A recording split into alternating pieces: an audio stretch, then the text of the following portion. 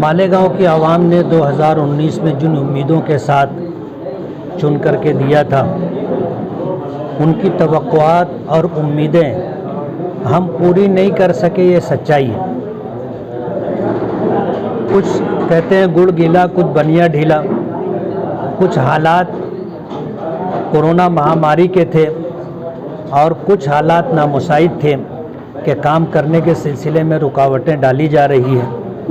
इसलिए मालेगांव की आवाम को जो मिलना चाहिए था, जो उनकी उम्मीदें थी, सच्चाई ये है कि उन उम्मीदों को और तवक्कुआत को हम पूरा नहीं कर सके। ये हमारी मजबूरी है और मालेगांव की आवाम भी इस बात को समझती है। लेकिन एक एमएलए की जो जिम्मेदारी होती है कि कानून साज इदारे में, असम्बली में रह करके नुमाइंदगी की जाए, उस नुमाइंदगी के तई हम अल्हम्दुलिल्लाह मुतमईन हैं कि मालेगांव के आवाम पर जो हालात आए, चाहे वो कोरोना को लेकर के हो या फिर जो है कारोबारी और इसी तरह मुख्तलिफ कारोबार में लोगों के जो अपने मामलात हैं उनको लेकर के जो जिम्मेदारियां थी, मालेगांव के हालात जो समाजी तौर पर ख़राब हो रहे थे, उसको दुरुस्त करने के लिए जो हक़ नुमाइंदगी थी वो हमने असम्बली में अदा की है। उस कारकर्दगी को लेकर के अगर देखा जाए तो हम अल्हम्दुलिल्लाह कामयाब हैं और मालेगांव की नुमाइंदगी हमने कामयाबी के साथ की। आपके काम करने में रोड़े डाले जा रहे थे, क्या इसका कोई या फिर वो दक्षता कमेटी जो है उसकी कोई शिकायत आप ऊपर राज्यपाल से या किसी से करते हैं?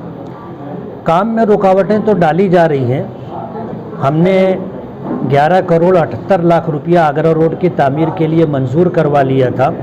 वो लोग जो कारपोरेशन में बरसरे इक़्तिदार हैं, सरकार का वो फ़ंड ना आए और वो काम हमारे तवस्सुत से हुआ है, मालेगांव की आवाम के सामने ये बात ना आ सके, इसलिए उस फंड के आने से पहले कारपोरेशन जनरल बोर्ड में आगरा रोड के काम को ले करके उन्होंने मंजूरी दी और कारपोरेशन का पैसा, कारपोरेशन के ख़जाने से का पैसा जो मालेगांव की आवाम की टैक्स की शक्ल में जमा होता है, वो खर्च करने का फ़ैसला किया गया।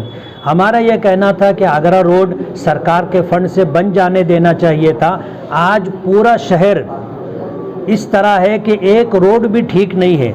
अगर इनको शहर के लोगों से प्यार होता तो उनको ये चाहिए था कि आज ये जो है 25-30 करोड़ रुपया जो आगरा रोड की तामीर के नाम पर वो खर्च करना चाहते हैं, अगर आगरा रोड सरकार के फंड से बनवा देते और कारपोरेशन के बजट से दूसरी रोडें बनवा देते तो मालेगांव की आवाम के हक़ में बेहतर होता।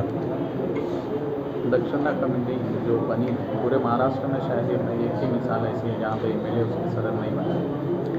ये हमारे छगन भुजबल साहब जो पालक मंत्री हैं, उनकी फ़िरका परस्ती और ज़ाती मुखासमत पर मबनी है और ये चीज़ खुल करके आपको भी दिख रही है और पूरे महाराष्ट्र के लोगों को हम बताएंगे। इस सिलसिले में हमने अपने शिकायती मकतूब जो है हमने कलेक्टर को भी दिया है और सीएम को भी हमने दिया है कि पालक मंत्री अपने हुदूद से तजावुज़ करके एक एमएलए के फ़ंड को पामाल कर रहा है, इसलिए जो है इस पर रोक लगनी चाहिए और मालेगांव के लोगों को और हमें इंसाफ मिलना चाहिए।